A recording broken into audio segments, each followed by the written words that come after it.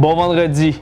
En manchette ce soir, le Centre intégré de santé et de services sociaux de l'Abitibi-Témiscamingue poursuit le déploiement de son plan rétablissement après la destruction de son deuxième étage.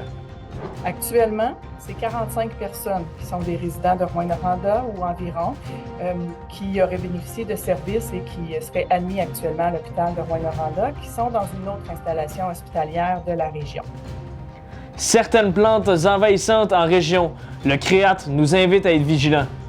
Donc, je me suis dit en fait que c'était sûrement l'occasion là, de refaire un peu un rappel des espèces floristiques dangereuses qu'on retrouve sur notre territoire, savoir les identifier et aussi les précautions qu'on doit prendre. Et la saison de la bleuetière de Guérin est officiellement débutée.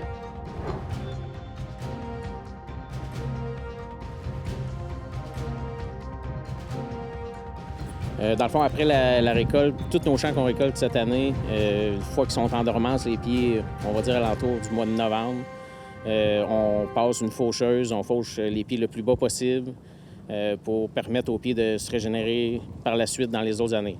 Ici Colin Boucher et bienvenue à votre Info Témis. D'abord, le quotidien de nombreuses citoyennes et citoyens nécessitant les soins prodigués par le centre hospitalier de Rouyn-Noranda demeure perturbé 11 jours après le sinistre survenu principalement au deuxième étage de l'établissement. Le premier et le troisième étage sont aussi endommagés par l'eau et la fumée. Dans un contexte de pénurie de main-d'œuvre, d'autres travailleurs dans d'autres hôpitaux interviennent en état actif dans le déploiement d'un plan de rétablissement. C'était l'essentiel des messages livrés par le CISAT en conférence de presse ce 25 juillet. Un nouveau département de pédiatrie, de néonatologie et d'accouchement temporaire seront construits au 4e étage. Plusieurs citoyens devront se déplacer dans d'autres hôpitaux pour recevoir des traitements, mais surtout l'engagement exceptionnel du personnel, des équipes médicales et des partenaires depuis l'incendie demeure remarquable. Actuellement, c'est 45 personnes qui sont des résidents de Rouyn-Noranda ou environ qui auraient bénéficié de services et qui seraient admis actuellement à l'hôpital de Rouyn-Noranda qui sont dans une autre installation hospitalière de la région. On a actuellement 3 personnes de la région qui, n'eût été l'incendie, seraient aussi hospitalisées en région, qui sont actuellement en dehors de notre région pour y recevoir des soins de santé adaptés. Puis présentement, on a 17 autres personnes qui sont localisées à la Maison des aînés, Maison alternative, au CHSLD, dans une unité là, qu'on a développée en supplémentaire aux capacités habituelles, puis quelques usagers en maison de soins palliatifs. Donc, c'est vraiment une contribution de plusieurs installations qui permet d'offrir les services à la population dans notre région en grande majorité. Je le répète, toutes les informations sur l'évolution de notre offre de services, des modifications quant à l'accès à certains services et surtout la réintégration de services, donc lorsqu'on sera capable de soit relocaliser les services dans leurs locaux habituels, tout ça va vous être diffusé, puis on va s'assurer de mettre à jour en temps réel notre information pour la population. Quant à la poursuite du plan de rétablissement, je vous nommais d'entrée de jeu que ce s'échelonnera sur plusieurs mois. Il s'agit vraiment d'un incendie majeur, puis les impacts ont été, oui, sur la zone incendiée, donc au 2e étage, mais également sur d'autres étages pour lesquels les évaluations sont en cours, les travaux sont en cours, les nettoyages sont en cours, parce qu'il y a eu des impacts en lien avec la fumée, la suie et l'eau sur les autres étages. Je débuterai avec l'unité de médecine-chirurgie, normalement localisée au 3e étage. Je vous mentionnais tout à l'heure qu'il y a une relocalisation et une réintégration qui s'est faite hier. C'est seulement pour la moitié de l'étage, donc on a encore la moitié du 3e étage qui est toujours en zone sinistrée. Au niveau du bloc opératoire, de toute la stérilisation, également au niveau des soins intensifs, on espère bien, dans quelques semaines, être capable de confirmer la reprise des activités à la normale, qui pourrait s'échelonner quand même là, au-delà d'un mois pour certains services. Donc, on va vous tenir au courant de l'information. Donc, on parle bien du 1er étage. Le 2e étage, évidemment, ce sera sur quelques mois où actuellement, on est en démolition. Donc, il y a une démolition progressive qui se fait au 2e étage, puis il y aura une reconstruction par la suite pour retrouver les unités de pédiatrie, salle d'accouchement, donc tout ce qui concerne l'obstétrique, les mères-enfants, donc les mamans qui viennent d'accoucher avec les bébés, la pédiatrie, la néonatologie. Donc, tout ça, ce sera sur quelques mois. Puis, ce qu'on vise, c'est dans les prochaines semaines, être capable de relocaliser et réaménager temporairement une unité qui va couvrir l'ensemble de ces services-là, mais avec une capacité réduite, au 4e étage de l'hôpital de Rouyn-Noranda pour les mois qu'il le faudra pour la reconstruction. Donc, retrouver quand même une certaine capacité à l'hôpital de Rouyn-Noranda. De par ce fait, notre unité de réadaptation, où les usagers sont actuellement à la Maison des aînés alternative, va demeurer à la Maison des aînés alternative pour toute la durée de la période de reconstruction. Donc, les usagers qui en bénéficient actuellement, mais qui vont aussi en bénéficier dans les prochains mois, bénéficieront de cette réadaptation-là à la Maison des aînés alternative. Et je vous parle des locaux, mais il y a également d'autres contraintes qui limitent notre capacité à reprendre certains services selon les délais qu'on souhaiterait. Les équipements médicaux, tout le matériel qui se trouve dans l'hôpital. Actuellement, on est en période d'évaluation avec des experts en sinistre, des experts pour les équipements médicaux, pour être capable d'évaluer lesquels peuvent être réutilisés suite à un nettoyage et lesquels vont devoir être remplacés. Donc, selon une possibilité d'acquisition, de prêt, de nouveaux achats, mais évidemment, là, c'est des délais qui peuvent aussi contraindre une capacité à reprendre certaines activités au sein de l'hôpital de Rouyn-Noranda. Évidemment, Caroline a fait un très bon tour de roue là, de tout ce qui a été mis en place dans les 11 derniers jours. C'est extrêmement important. Je tiens vraiment à souligner la mobilisation des équipes, le professionnalisme, le travail sans relâche, parce qu'évidemment, dans les derniers jours, le quotidien, bien sûr, des usagers a été bouleversé par cet incendie majeur, mais également des équipes, Caroline y faisait référence. On peut imaginer ce que ça veut dire dans la réorganisation, mais moi, je peux assurer à tous que je peux témoigner là, de l'énergie qui a été déployée pour faire en sorte de réorganiser, on l'a entendu aujourd'hui, réorganiser les soins, les services. C'est certain, c'est imparfait, c'est pas comme si on était dans le bâtiment intact, mais vraiment, le travail a été fait pour réorganiser les soins, pour amoindrir vraiment l'impact pour la population le temps des travaux. Évidemment, de notre côté, du siège social Santé Québec, parce qu'on forme maintenant une grande famille, ben, notre priorité, c'est d'être en appui à Caroline, la présidente directrice générale de l'établissement, de ses équipes, pour faire en sorte de faciliter les choses, de mettre à contribution l'ensemble des collègues du réseau pour venir soutenir. Évidemment, dans l'état d'urgence du moment, c'est apaisé, mais le travail, lui, demeure. Et là, les besoins vont commencer à émerger de la part de l'équipe. Et le travail de coordination de ma vice-présidence, ben, c'est vraiment de mettre à contribution l'ensemble du réseau pour être en mesure de répondre aux besoins. Caroline y faisait référence, ça peut être du besoin en expertise, ça peut être parfois des prêts d'équipement pour accélérer les choses. Notre priorité à tous, c'est vraiment faire en sorte que le bâtiment, que l'hôpital de Rouyn-Noranda redevienne fonctionnel dans les meilleurs délais. Alors, l'ensemble des équipes de Santé Québec au niveau du siège social sont mobilisées, que ce soit du côté des ressources humaines, des équipements, de l'approvisionnement, mais aussi l'ensemble des établissements du Québec sont en veille. Donc, dans les heures qui ont suivi, l'ensemble des PDG, on a eu l'occasion de se parler au Québec puis de dire, ben, mettons-nous en tension, un établissement de notre groupe là, qui vit un sinistre important. Et au moment où la présidente directrice générale nous fera signe et nous dira, j'ai besoin de X, Y, Z, alors on verra avec les ressources dont on dispose à faire le maximum pour être en appui. Alors ça, vraiment, c'est le travail que nous, on s'est donné, mais encore une fois, je tiens à souligner le leadership de Caroline et le travail acharné de l'ensemble de ses équipes. Et je terminerai en disant que pour nous, évidemment, c'est une priorité de mettre tout en place pour rapidement reconstruire les étages qui ont été affectés et faire en sorte que l'ensemble des travaux soient réalisés pour que la population puisse retrouver son hôpital dans sa forme où il était avant les tristes événements. L'Association industrielle de l'Est de Montréal, l'AIEM, réclame le déploiement d'un cadre scientifique et rigoureux pour la filière cuivre dans la province. 3300 emplois trouveraient preneur au Québec grâce à cette industrie.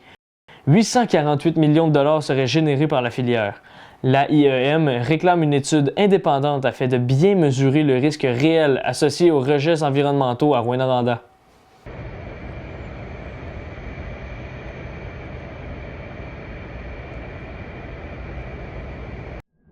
Le transport adapté collectif du Témiscamingue annonce des services de navette pour la foire gourmande.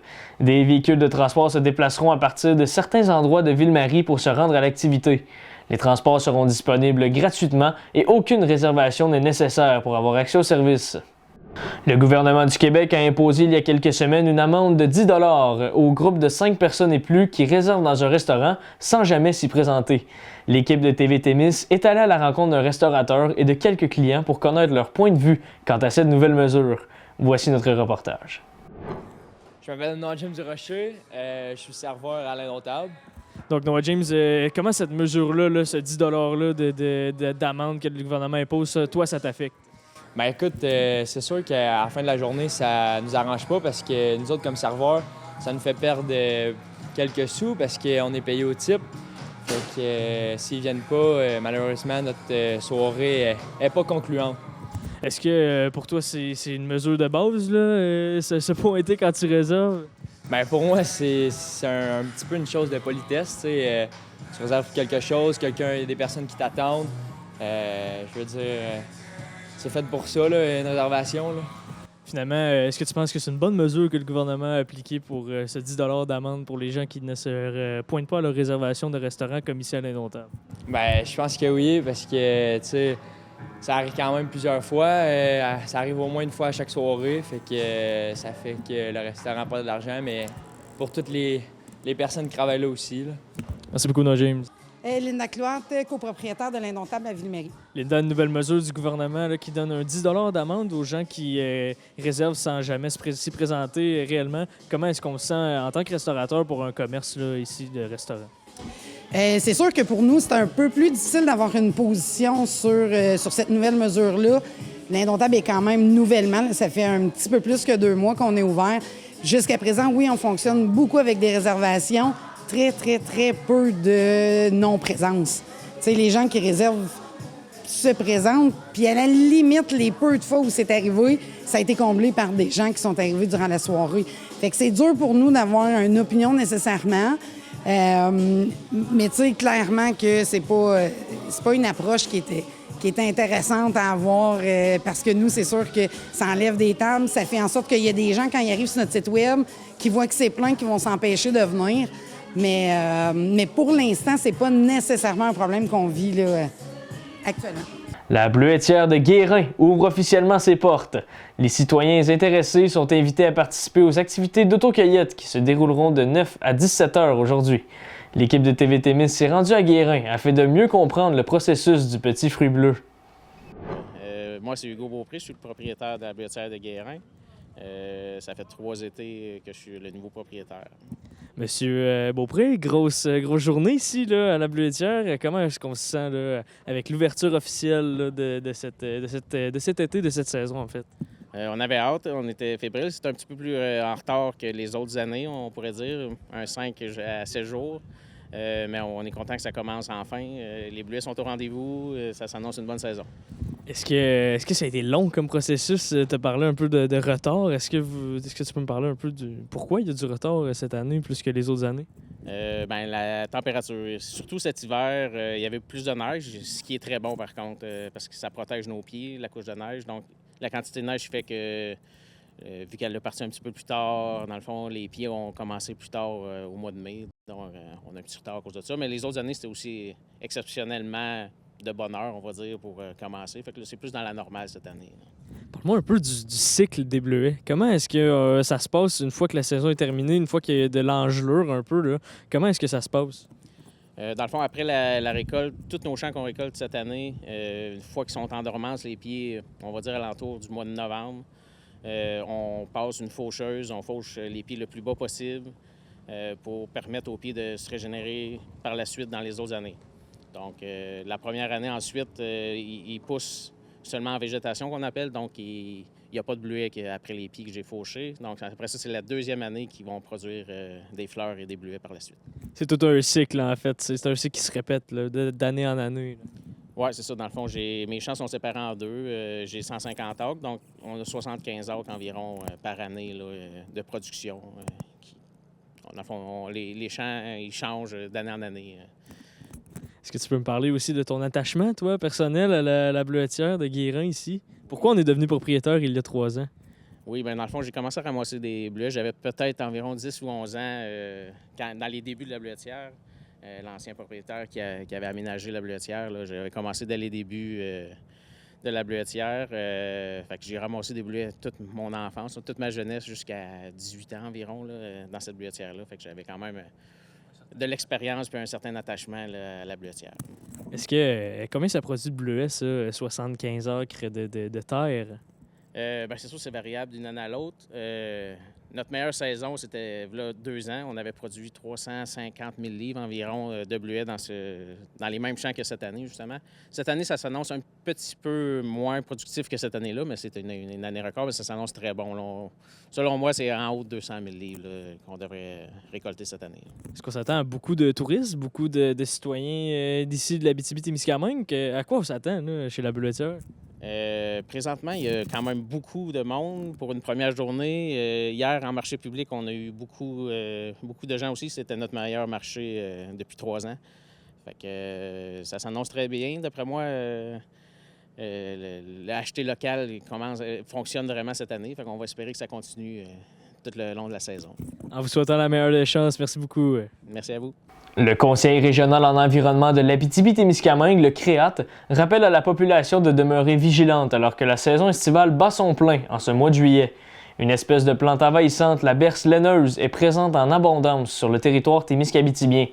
Le CREAT rappelle aux citoyens de faire attention à ce type de plante qui peut causer de sérieuses brûlures. Écoutons attentivement notre entretien avec la directrice régionale du CREAT, Bianca Bédard. Bianca Bédard, directrice générale du Conseil régional de l'environnement de l'Abitibi-Témiscamingue. Madame Bédard, vous avez mis la population un peu en alerte par rapport à une espèce là, un peu envahissante ici en Abitibi-Témiscamingue. Est-ce que vous pouvez me parler un peu de cette espèce-là, là, la berce laineuse? Oui, bien en fait, c'est suite à... J'ai observé sur les réseaux sociaux dans les derniers jours quelques faux signalements de berce du Caucase. Puis nous aussi, là, il y a des gens qui nous ont écrit pour savoir comme si c'était de la berce laineuse ou de la berce du Caucase qu'il y avait sur leur terrain. Donc, je me suis dit en fait que c'était sûrement l'occasion là, de refaire un peu un rappel des espèces floristiques dangereuses qu'on retrouve sur notre territoire, savoir les identifier et aussi les précautions qu'on doit prendre. Oui, le communiqué qu'on a émis, c'est comment distinguer la berce du Caucase de la berce laineuse. La berce du Caucase, elle fait souvent les manchettes parce qu'on la retrouve dans 13 des 17 régions administratives au Québec. Pour l'instant, il n'y en a pas eu de confirmé encore en Abitibi-Témiscamingue. Donc, on est une des 4 seules régions là, qui serait épargnée jusqu'à maintenant. Ça ne veut pas dire qu'il n'y en a pas, mais jusqu'à maintenant, on n'en a pas confirmé. Puis, je rappelais un peu les deux façons quand même assez simples là, de les différencier. C'est la taille. La berce du Caucase fait minimum 2 mètres de haut, donc 6 pieds. Donc, à ce moment-ci, là, au mois de juillet, là, les plants ont au moins 6 pieds de haut. Donc, si c'est pas ça, il y a des bonnes chances que ça soit la berce laineuse. Et sinon, la berce laineuse, à l'inverse, la berce du Caucase, c'est une plante exotique, donc elle n'est pas originaire d'ici. Ça le dit, elle est originaire du Caucase. La berce laineuse, c'est une plante indigène, donc qui est originaire d'Amérique du Nord. Et la berce laineuse, la façon dont on la reconnaît quand même assez bien, au-delà du fait que justement elle est de plus petite taille, c'est que de par son nom, la tige, elle a un aspect un peu poilu, comme de la laine, justement.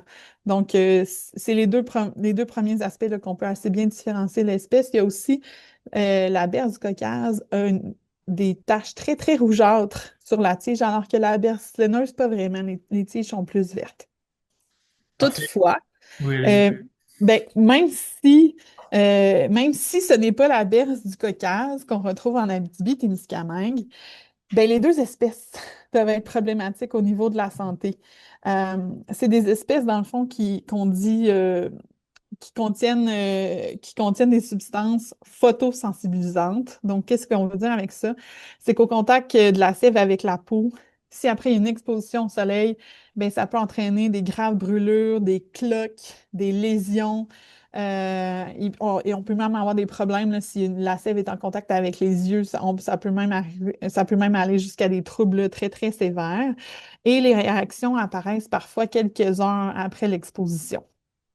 D'où l'importance de faire attention parce que là, c'est l'été, on est en manche courte, on fait de la rando, on tourne la pelouse, manche courte, culotte courte. Puis souvent, ces espèces-là, les espèces floristiques, bien, on les retrouve dans des zones qui sont un peu plus en friche. Donc, justement, si vous tondez la pelouse et qu'au bout de votre pelouse qui est tondue, vous avez un secteur qui est un peu plus en friche avec des plantes floristiques, mais que vous ne connaissez pas nécessairement, ben on rappelle de faire attention, justement, parce que même si c'est de la berce laineuse, il y a des personnes qui sont sensibles et qui peuvent réagir. La sève, la toxine dans la sève, elle est moins concentrée, mais il y en a quand même. Donc, c'est un peu un rappel de si vous allez faire, par exemple, du vélo de montagne, de la randonnée, dans des zones qui sont un peu moins, justement, moins bien défrichées, là, puis que vous pourriez être en contact davantage la peau avec des plantes floristiques, de faire attention, puis de parfois privilégier des vêtements amples aux vêtements courts. Est-ce que le Témiscamingue en particulier est affecté ou la Ben, MRC d'Abitibi au complet est affecté par cette invasion de plantes? ouais. Bien, c'est une bonne question. Au Témiscamingue, on retrouve davantage le panais sauvage.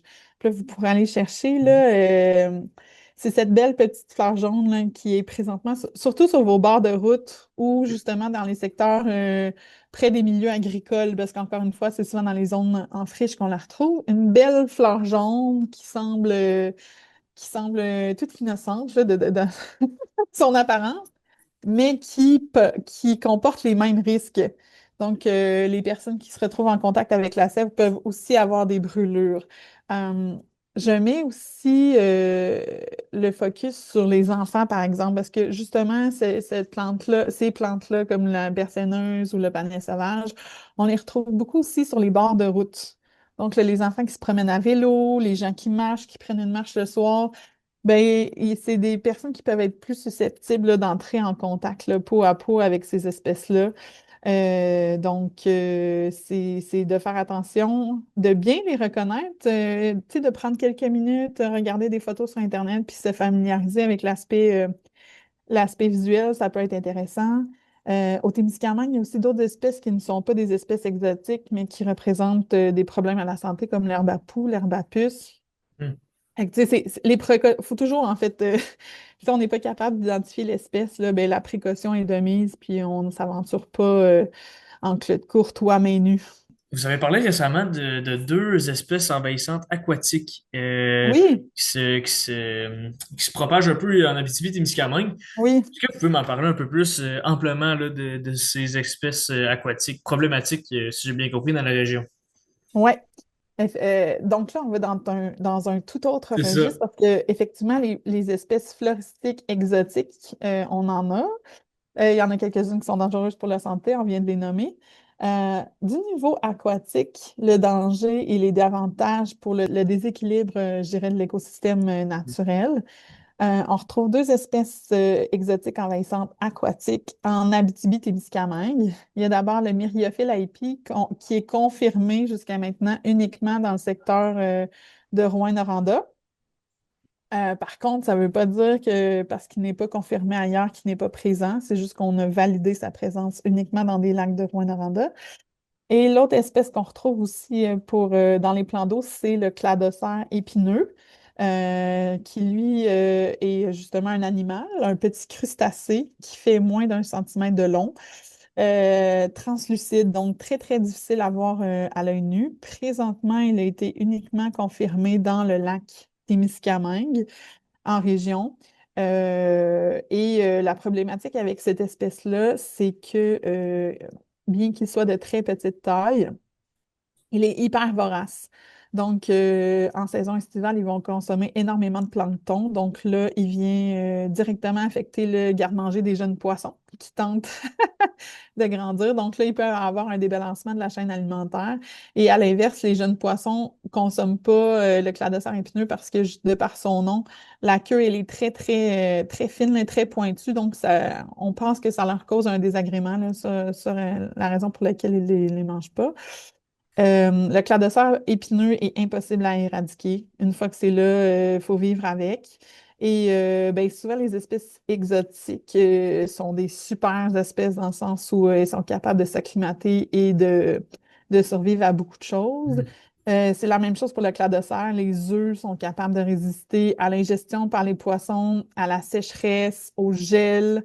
Donc, sont vraiment, une espèce très, très résistante et une seule femelle peut se reproduire par elle-même, pondre des milliers d'œufs à tous les 14 jours et produire des œufs viables. Parce que parfois, les clones ne sont pas viables, mais le cladocère épineux produit des clones qui sont viables. Donc, il suffit d'une seule petite femelle transportée dans un autre plan d'eau et vous venez de contaminer un plan d'eau.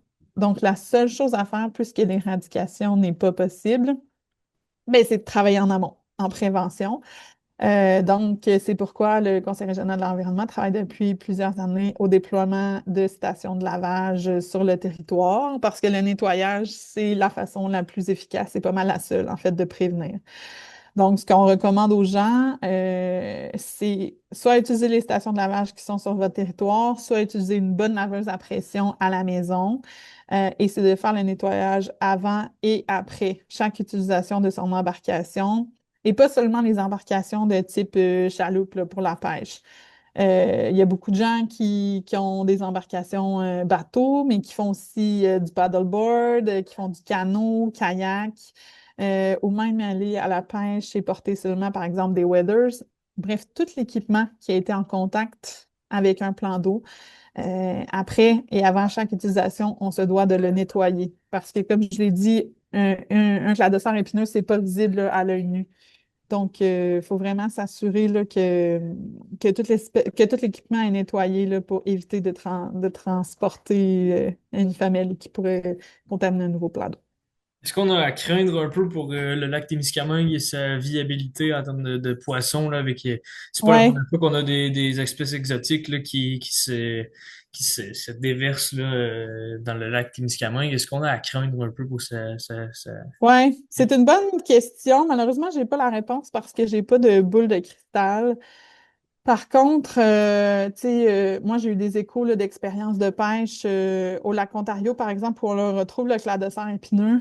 Et lors des fortes périodes là, de concentration, ben, il faut retirer la ligne à pêche à toutes les 30 minutes parce que la ligne à pêche, elle est complètement agglutinée de cladocère épineux. Donc là, il faut retirer la ligne, nettoyer toute la ligne à pêche et recommencer. Fait que c'est sûr que pour l'expérience de pêche, c'est pas super intéressant. Puis oui, ça peut affecter la concentration de poissons. Mhm. Non, après, il y a, tu sais, il y a beaucoup de menaces qui pèsent sur nos plans d'eau actuellement. Puis il y a aussi le fait qu'il y a un manque d'harmonisation entre la réglementation provinciale québécoise et provinciale ontarienne, par exemple, sur le lac Témiscamingue. Donc, il y a des usages qui sont permis Mhm. du côté ontarien qui sont restreints du côté québécois. C'est dommage, ça devrait toujours être vers le plus restreint, évidemment, pour la protection de nos plans d'eau. Donc, ça, c'est aussi certainement une menace pour le lac Témiscamingue. Mais bon, si les usagers, justement, mettent en place les bonnes pratiques, utilisent toutes les précautions nécessaires, on espère là, que la viabilité de l'écosystème du lac Témiscamingue perdure longtemps. Ben, merci beaucoup, Bianca. Merci à toi, Colin. C'est ce qui complète notre bulletin d'information. N'oubliez pas de suivre vos actualités régionales en temps réel sur la page Facebook de TV Témis. Au nom de toute l'équipe, merci d'avoir été avec nous. Au revoir.